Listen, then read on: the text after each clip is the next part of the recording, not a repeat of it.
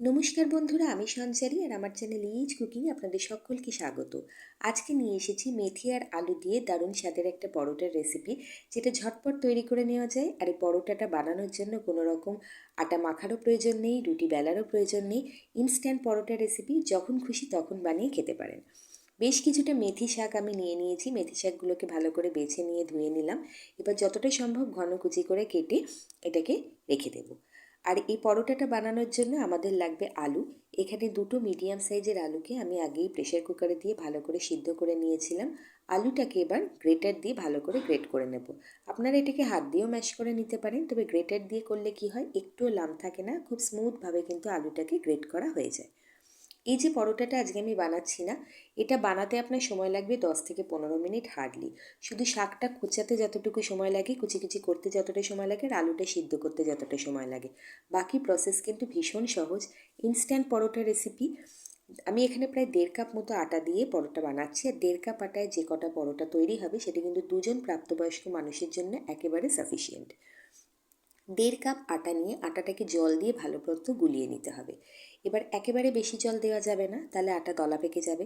তখন সেই দলাটা ছাড়াতে একটু সমস্যা হবে। সেজন্য অল্প অল্প করে জল দিয়ে, জল খাইয়ে খাইয়ে আটাটার একটা স্মুথ ব্যাটার প্রথমে বানিয়ে নিতে হবে। খুব ঝটপট একটা রেসিপি, চটজলদি বানিয়ে নেওয়া যায়। অনেকে আছেন যারা শাক খেতে পছন্দ করেন না, যেমন বাচ্চাদেরকেই শাক খাওয়ানো খুব মুশকিল। তো এইভাবে মেথি আলু দিয়ে পরোটা বানাতে পারেন, বা পালং শাক দিয়ে পরোটা বানাতে পারেন। যেভাবেই বানাবেন বাচ্চারা কিন্তু ভীষণ পছন্দ করে খাবে, কারণ এটা পরোটার মতো করে তৈরি করা, একটু অন্যরকমভাবে। তো এইভাবে অবশ্যই একবার বানাবেন। আর যদি ভালো লাগে আজকের রেসিপিটা, আমি অনুরোধ করব অবশ্যই চ্যানেলটাকে সাবস্ক্রাইব করে পাশে থাকবেন আর শেয়ার করবেন আত্মীয় পরিজন বন্ধুবান্ধবদের মধ্যে। তো বেশ কিছুটা পরিমাণ জলের ব্যবহার করে আটাটার একটা স্মুথ মতো একটা ব্যাটার আমি বানিয়ে নিয়েছি। এবার এর মধ্যে দিয়ে দিলাম যে আলুটা গ্রেট করে রেখেছিলাম, সেই আলুটা গ্রেট করে দেওয়ার পরে খুব সুন্দরভাবে এই আটার যে মাখাটা, আটার যে গোলাটা, সেটার সাথে আলুটাকে মিশিয়ে নেব। আলুর মধ্যেও কোনো লাম্প নেই, আটা মাখাটার মধ্যেও কোনো রকম লাম্প নেই, ফলত দুটো কিন্তু মিক্স হতে একেবারেই সময় নেবে না। খুব মসৃণভাবে কিন্তু এই ব্যাটারটা তৈরি হয়ে যাবে। এবার এর মধ্যে বেসিক কিছু আমাদের জিনিস দিতে হবে। তার আগে দিয়ে নিতে হবে শাক, যেটা কুচি করে রেখেছিলাম। প্রথমে আলুটা দিয়ে ভালোভাবে মিশিয়ে নিলাম। তারপর যে শাকটা যতটা সম্ভব ঘন কুচি করে কেটে রেখেছিলাম, সেই শাকটা দিয়ে দিলাম। দিয়ে সব কিছুকে প্রথমে খুব ভালোভাবে মিশিয়ে নেওয়ার পরে এর মধ্যে বেসিক কিছু ইনগ্রেডিয়েন্টস আমরা দেবো, যেগুলো সবসময় হাতের কাছে থাকে। আমি মেথি শাক দিয়ে করছি, আপনার হাতের কাছে যে শাক থাকবে আপনি কিন্তু নির্দ্বিধায় সেই শাকটা দিয়ে বানাতে পারেন। প্রসেসটা খালি এইরকমই রাখবেন। তো শাক, আলু, আটা সব কিছু মিশে কিন্তু একটা স্মুথ ব্যাটার তৈরি হয়ে গেছে। এবার এর মধ্যে এখনও পর্যন্ত আমি নুন দিইনি। এবার এর মধ্যে নুন অ্যাড করব। সামান্য একটু দিয়ে দেব লাল লঙ্কার গুঁড়ো, আর একটুখানি দিয়ে দেব হলুদ, জাস্ট অল্প একটু রং আসার জন্য। এই মুহূর্তে যে ব্যাটারের কনসিস্টেন্সিটা দেখতে পাচ্ছেন সেটা পারফেক্ট, ঠিক এতটাই কিন্তু রাখতে হবে। না একেবারে হরহরে পাতলা, না খুব ঘন, এরকম একটা ব্যাটার তৈরি করতে হবে। স্বাদ অনুযায়ী নুন দিয়ে দিলাম, সামান্য একটু লাল লঙ্কার গুঁড়ো দিলাম, সেটা কাশ্মীরি লাল লঙ্কার গুঁড়ো, তাতে পরোটার রং ভালো হবে, কিন্তু ঝাল হবে না। সাথে দিয়ে দিয়েছি অল্প একটুখানি হলুদ গুঁড়ো বা হলুদ বাটা। আমি এখানে আলাদা করে কিন্তু লঙ্কার ব্যবহার করিনি, বাচ্চাদের জন্য বানাচ্ছি বলে। আপনারা চাইলে এখানে অবশ্যই খানিকটা চিলি ফ্লেক্স দিতে পারেন, বা গোলমরিচের গুঁড়ো দিতে পারেন, বা এর মধ্যে আপনারা একটুখানি কাঁচা লঙ্কা কুচি করে দিতে পারেন। এই মুহূর্তে ব্যাটারটা যেরকম দেখা যাচ্ছে, ব্যাটারটা কিন্তু ঠিক এতটাই কনসিস্টেন্সি থাকবে, যেটা একদম পাতলা হবে না, আবার একদম কিন্তু ঘন হবে না। বেশ ভালোভাবে সমস্ত ব্যাটারটা রেডি হয়ে গেছে। এবার আর সময় নষ্ট না করে পরোটাগুলো ভেজে ফেলবো। পরোটা ভাজার জন্য গ্যাসের ওপর একটা ননস্টিক তাওয়া আমি বসিয়ে দিয়েছিলাম। তাওয়াটা যেই হালকা গরম হয়ে গেছে, এর মধ্যে আমি সামান্য একটু তেল দিয়ে ভালোভাবে তেলটাকে ব্রাশ করে দিচ্ছি। এবার তেল ব্রাশ করে দেওয়ার পরে একটা বড় হাতাতে বেশ কিছুটা ব্যাটার তুলে প্যানের মধ্যে দিয়ে দেবো। যেহেতু এর মধ্যে আলু দেওয়া আছে এবং আটা দেওয়া আছে, এই পরোটাটা কিন্তু ভীষণ নরম তুলতুলে হবে।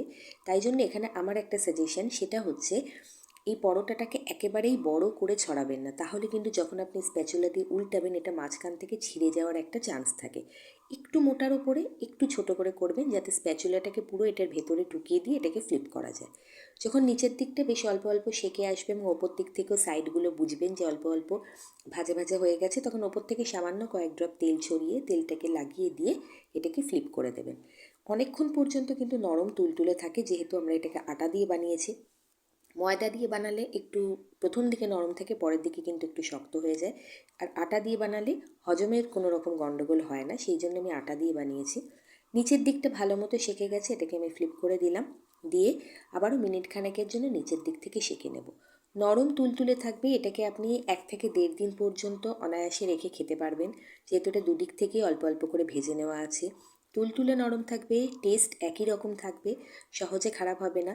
এটাকে আপনারা কোনো ট্রাভেল টাইমে কিন্তু নিয়ে যেতে পারেন, খুব চটজলদি বানিয়ে নেওয়া যায়, আর খেতে এতটাই ভালো হয়। শুধুমাত্র টমেটো কেচাপের সাথে বা কোনো রকম চাটনির সাথে এটাকে আপনারা অনায়াসে খেতে পারেন, আর কিছু হাতের কাছে না পেলে শুধুই ছিঁড়ে খেতে পারেন, টেস্ট ভীষণ ভালো হয়। সেকেন্ড পরোটাটা আমি এইভাবে বানিয়ে নিচ্ছি। আমি খুব ছোটো ছোটো করে বানাচ্ছি যাতে এগুলোকে ফ্লিপ করতে সুবিধা হয়। নিচের দিকটা সেঁকে যাওয়ার পর ওপরের দিকটা হালকা হালকা সেঁকা হয়ে গেছে, দেখে বোঝা যাচ্ছে আগের কাঁচা ভাবটা নেই।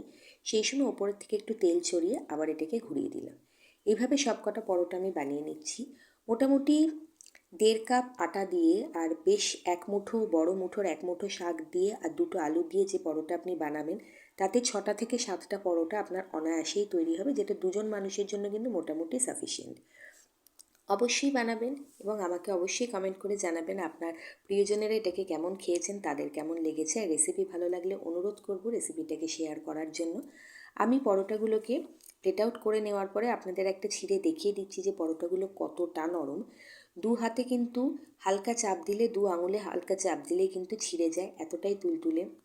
এবং হাতে খুব সহজেই ছোট করে এটাকে কিন্তু আপনারা দলা পাকিয়ে নিতে পারবেন, সহজে ছিঁড়বে না, তুলতুলে থাকবে, মোলায়েম থাকবে। অবশ্যই বানাবেন। রেসিপিটা ভালো লাগলে অবশ্যই চ্যানেলটাকে সাবস্ক্রাইব করবেন। অনেক ধন্যবাদ।